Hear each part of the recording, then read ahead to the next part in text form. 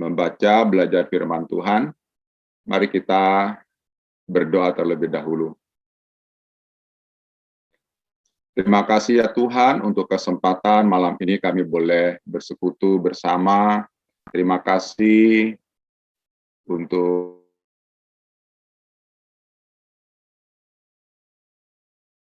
hati kami dan pikiran kami.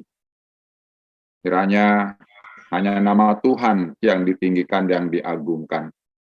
Terima kasih Engkau memberkati dan menolong jaringan yang kami gunakan boleh lancar dan dijauhkan dari gangguan. Terima kasih terpuji namamu, demi nama Yesus kami berdoa dan Tuhan.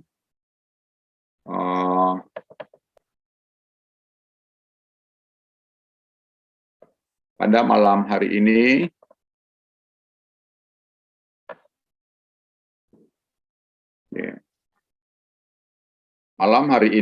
kita akan belajar dari kisah Nehemia. Saya memilih kisah ini, memilih Nehemia karena di dalam 1 bulan ini di sekolah juga belajar atau membaca dari kitab Nehemia. Ya, Nehemia mempunyai satu pribadi yang menarik sekali, Bapak Ibu. Ia adalah seorang Yahudi yang bekerja di satu kerajaan yang tidak percaya kepada Allah. Namun demikian bahwa identitasnya sebagai seorang Yahudi dan sifat nasionalisme Nehemia terhadap bangsanya tidak luntur, ya. Namun sebaliknya bahwa sekalipun ia berada jauh dari negerinya, ia tetap memikirkan bangsanya. Dan malam ini firman Tuhan yang akan kita baca di dalam Nehemia pasal 6 ayat 15. Saya memberikan tema di situ kemenangan seorang Kristen, ya, kemenangan seorang Kristen. Kita membaca di dalam Nehemia pasal 6 ayat 15. Demikian firman Tuhan, maka selesailah tembok itu pada tanggal 25 bulan Elul, dalam waktu 52 hari. Nah, di sini saya menggarisbawahi anak kalimat, maka selesailah tembok itu. Ya. Saudara yang dikasih oleh Tuhan, kemenangan Nehemia yang sebenarnya bukan atas musuh-musuhnya, ya. Walaupun itu benar bahwa dia dapat mengalahkan musuh-musuhnya, ya. Tetapi kemenangan Nehemia yang sesungguhnya itu adalah bahwa ia dapat menyelesaikan pekerjaannya, yaitu membangun tembok Yerusalem yang sudah menjadi reruntuhan. Nah, ini sebenarnya yang menjadi kemenangan, ya. Mengapa saya katakan begitu? Karena masalah utama yang dihadapi oleh Nehemia bukan musuh-musuhnya, ya, tapi bagaimana ia dapat membangun kembali tembok Yerusalem.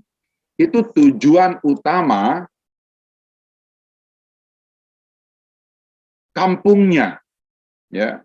Jadi sekali lagi, bahwa kemenangan Nehemia yang sesungguhnya adalah bahwa ia dapat membangun tembok kembali, karena itu masalah utama yang dia hadapi, saudara, ya.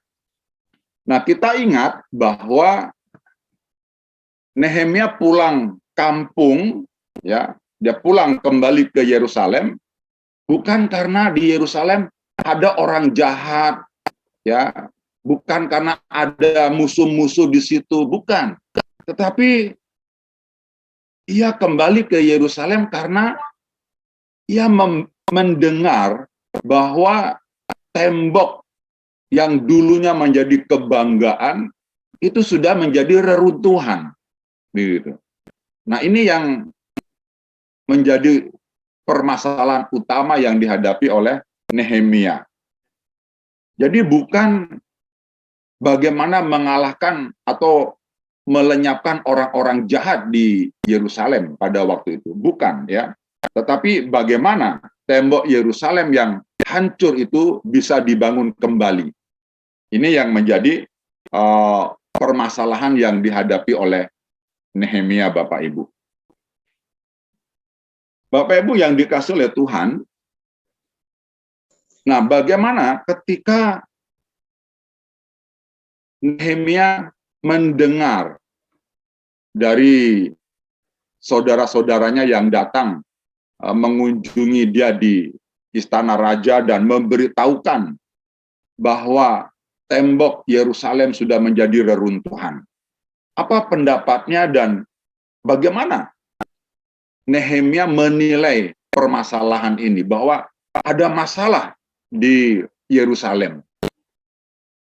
Kalau kita membaca dalam pasal 2 ya, dan pasal 1, pasal 2, ketika dia melihat ada tuh masalah di negerinya, bagi Nehemia ini adalah kesempatan untuk melakukan hal baik bagi negerinya. Bapak Ibu yang dikasih oleh Tuhan, masalah itu memberikan pilihan kepada kita. Ya, sekali lagi, masalah itu memberikan pilihan kepada kita. Apakah kita mau melihat hal atau melakukan hal yang baik terhadap masalah itu sendiri, atau hal yang negatif terhadap masalah itu sendiri? Nah, saudara, ketika mendengar tentang kehancuran tembok Yerusalem, Nehemia seketika ia berdoa dan berseru kepada Tuhan. Nah, di dalam Nehemia pasal 2 ayat 17 dikatakan begini, "Berkatalah aku kepada mereka, kamu lihat kemalangan yang kita alami, yakni Yerusalem telah menjadi reruntuhan, dan pintu-pintu gerbangnya telah terbakar." Dan dia mengajak saudara-saudaranya, orang-orang Israel, "Mari kita bangun kembali tembok Yerusalem, supaya kita tidak dicela lagi." Jadi Nehemia memilih untuk apa? Melakukan hal baik ya di sini. Bisa saja Nehemia berkata, "Oh, tidak bisa. Saya tidak bisa pergi ke Yerusalem, Kak. Saya lagi sibuk di sini." Gitu. Dan apalagi tembok Yerusalem itu urusan kamu yang ada di sana, bukan urusan saya. Tetapi Nehemia memilih untuk hal baik, melakukan hal yang baik. Jadi masalah itu memberikan pilihan bagi kita. Apa yang akan kita lakukan, saudara? Ya, itu. Tetapi Nehemia di sini memilih untuk apa? Untuk melakukan hal baik bagi negerinya. Itu hal yang pertama yang kita lihat di dalam bagian ini. Kemudian yang kedua, Nehemia menilai, memandang bahwa permasalahan itu adalah jalan menuju kedewasaan rohani. Ya. Bapak Ibu yang dikasih oleh Tuhan, dalam kisah orang Israel ya yang pulang kembali bersama dengan Nehemia itu, dan setelah mereka selesai membangun tembok Yerusalem itu, mereka membaca ya dalam kitab Taurat yang mereka temukan, yang mereka baca. Dan di sana ada tuh petunjuk, ada tuh firman Tuhan tentang perayaan pondok-pondok daun. Ya. Dan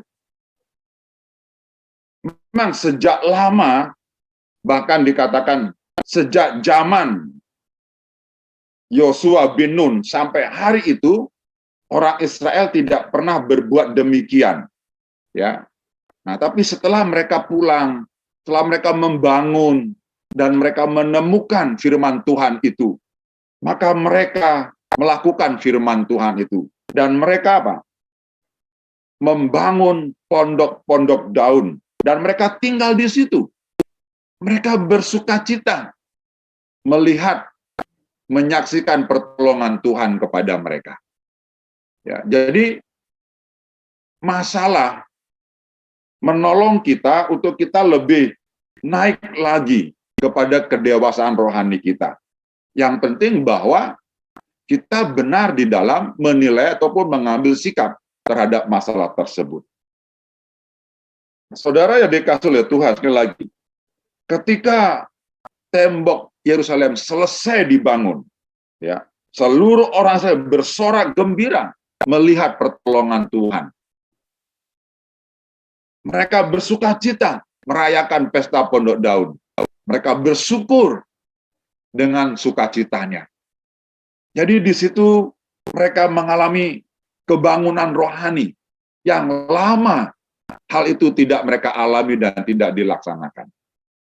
Tetapi ketika mereka pulang, menemukan Taurat Tuhan dibacakan, dan mereka sungguh bersukacita. Saudara yang dikasih oleh Tuhan,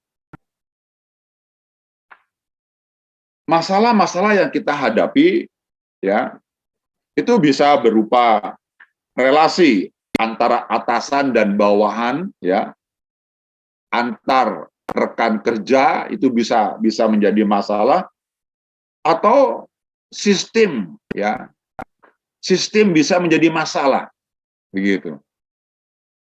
Apalagi dalam masa pandemi ini, ya, jaringan internet bisa menjadi masalah, dan kita bagaimana menilai itu semua. Kemudian masalah bisa terjadi karena keuangan, masalah pengaturan, kesepakatan, kesepahaman, begitu.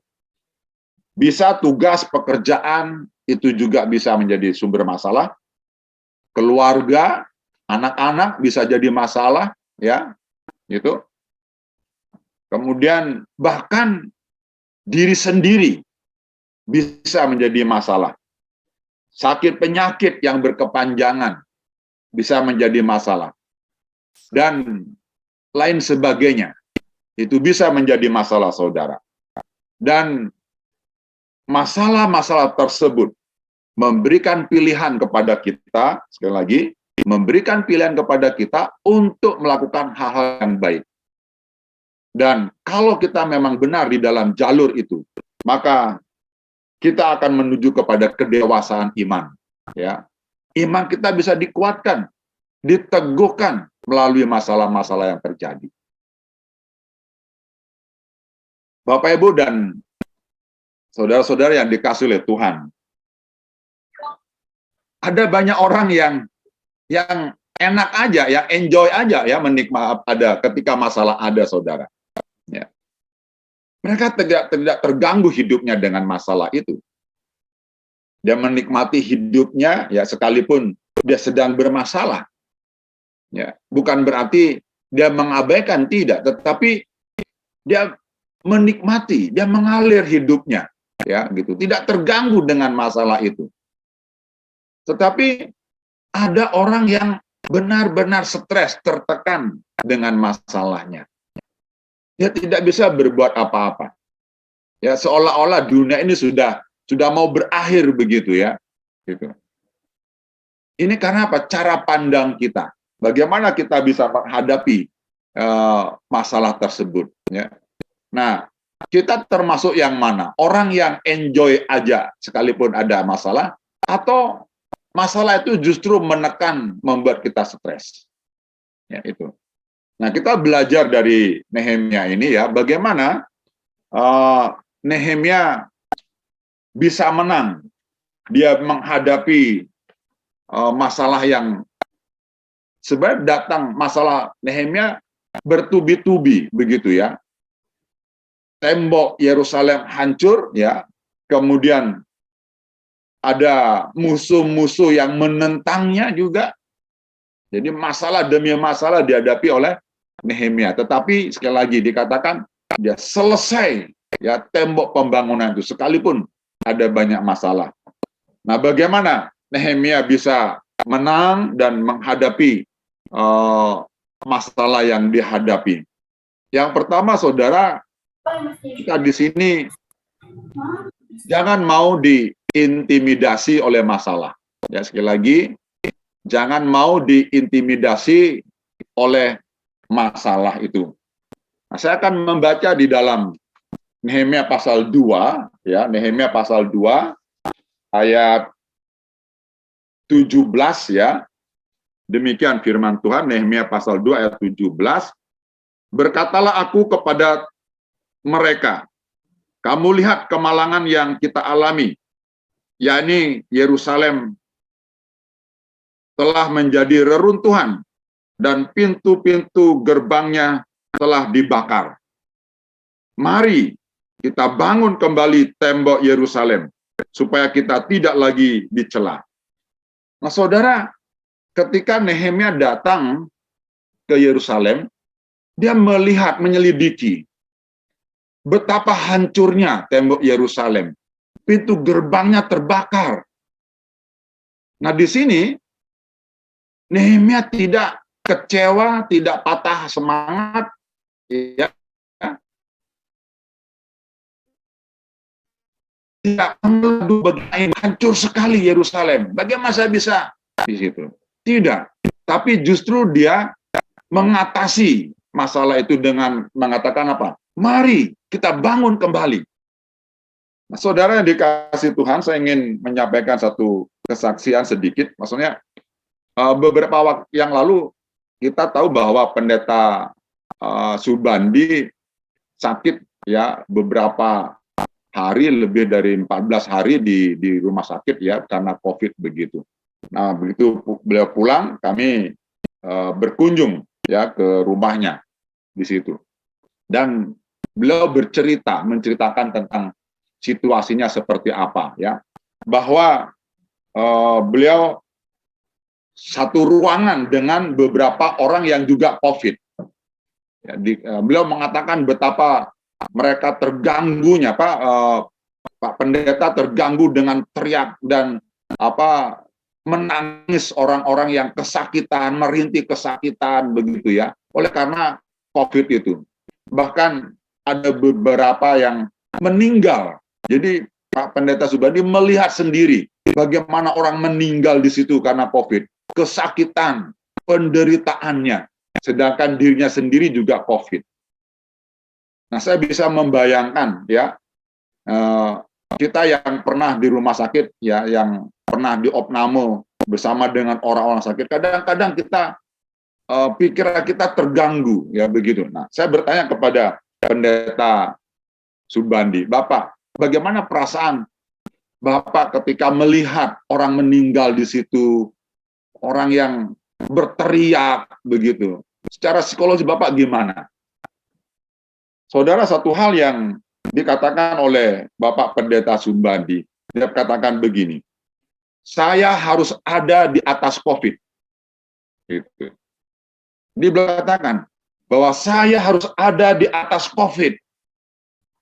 Walaupun saya sendiri dan beliau sendiri mengatakan tidak tahu dari mana teologi itu datang katanya. Beliau mengatakan begitu. Tapi saya bisa memahami bahwa dia harus berpikir dan mengalahkan pikirannya tentang COVID, bahwa dia harus bisa mengatasi itu. Nah, dengan pikiran saya harus ada di atas COVID, Bapak Pendeta Subandi tidak mau dikalahkan dengan intimidasi dari penyakit itu sendiri. Jadi dia tetap semangat dan dia terus menghadapi situasi itu. Ya, nah saudara, jangan mau diintimidasi oleh masalah kita. Ya, atasi. Kita harus ada di atas masalah kita. Yang kedua, kenali masalah utamanya apa. Ya, kenali. Ketika Nehemia datang, kembali pulang kampung, Dia fokus kepada apa yang dia dengar utama, yaitu tembok Yerusalem yang hancur. Di sana juga ada masalah yang lain di Yerusalem. Orang-orang yang membencinya, orang-orang yang tidak mau membangun kembali, ya. Nah, dia tidak terpancing kepada masalah yang lain-lain, walaupun memang itu juga akan dihadapi dan itu dikalahkan. Tetapi kenali masalah utamanya apa, sehingga kita bisa berpikir dan kita bisa mengambil tindakan sesuai dengan masalah kita. Ya, jangan lain digaruk, tempat gatal, lain yang digaruk, begitu istilahnya, ya. Itu tidak akan benar, itu tidak akan pas begitu. Jadi kenali masalahnya, saudara, sehingga kita bisa memikirkan tindakan apa yang bisa dilakukan, ya, dengan seperti Nehemia, dia menyelidiki dengan baik seperti itu. Ini yang kedua, ya. Kemudian yang ketiga, mari hadapi dan jangan menghindar. Nehemia, dia tidak mengatakan, oh saya tidak bisa pulang ke Yerusalem ikut membangun. Tidak, saya tidak bisa. Saya bekerja di sini. Saya harus bertanggung jawab dan pekerjaan saya. Kamu yang tinggal di Yerusalem, coba kamu urus sendiri. Nehemia tidak berkata demikian. Ya. Tetapi justru ketika dia mendengar masalah ini, dia berdoa dan bagaimana caranya dia bisa kembali ke Yerusalem. Ya. Dan dalam itu kesempatan yang baik, setelah dia berdoa, dia mendapat kesempatan untuk bertemu dengan raja, dan disitulah dia mengungkapkan permasalahannya. Ya. Jadi Nehemia berani dan mengambil resiko dan berani menghadapi tantangannya, masalahnya, sekalipun itu jauh dari dalam hidupnya. Ya. Ini yang ketiga, saudara. Jadi hadapi dan jangan menghindar. Kalau kita menghindar, maka tidak akan tidak akan selesai masalah itu. Ya. Gitu. Jadi walaupun kita berdoa, tetapi kalau tidak menghadapinya, tidak mengambil masalah itu, tidak akan selesai. Ya. Kemudian yang berikutnya, bergembira. Ya, bersukacita, tetap bersukacita, tetap bergembira. Ya, bukan berarti bergembira, hore saya dapat masalah, bukan, ya, bukan seperti itu.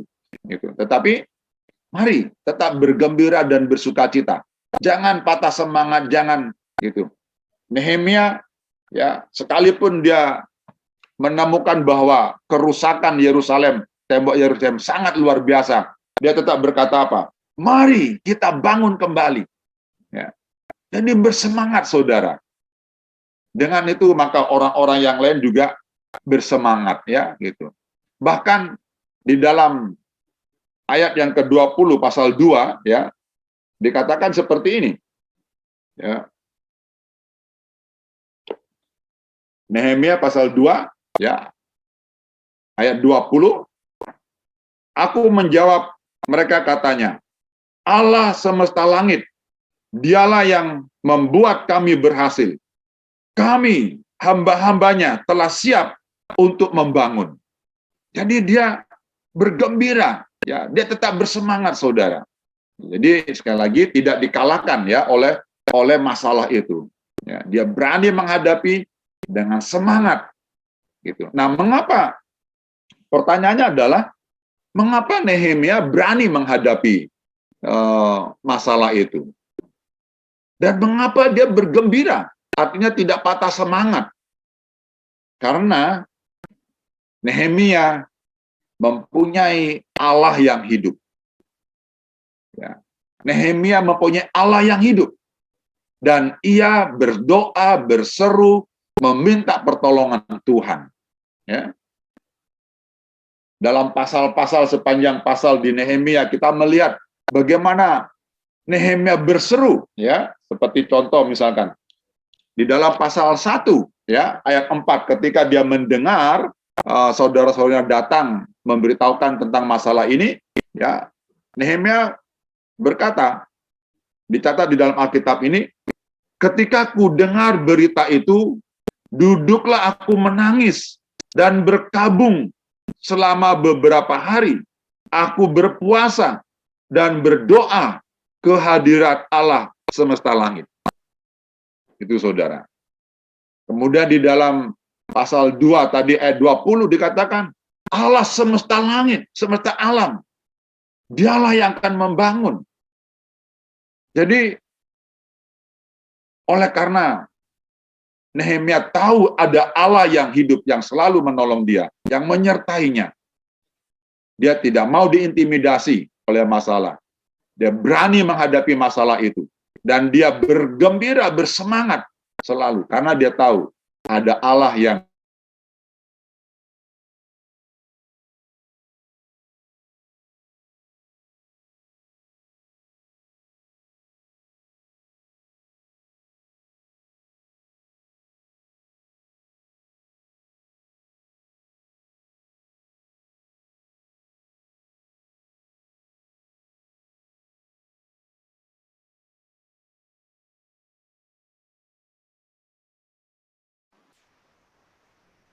Pak Heri, Bu Jenny, Nampaknya sinyalnya hilang, Pak. pakai sinyalnya hilang sih, Pak. Oh, udah. Pak Heri masih mute.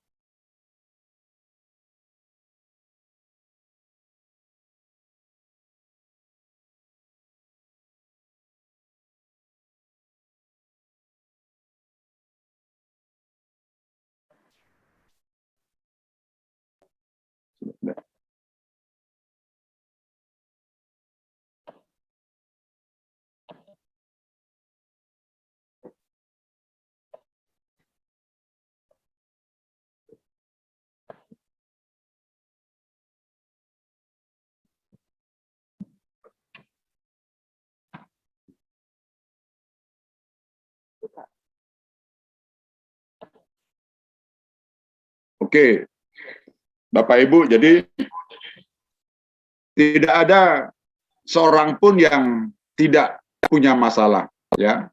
Kita cepat atau lambat ada masalah. Tetapi satu hal yang ingin saya katakan, ya, bahwa setiap masalah pasti ada jalan keluarnya. Mengapa? Karena Tuhan bersama kita. Ya. Sekali lagi, setiap masalah pasti ada jalan keluarnya.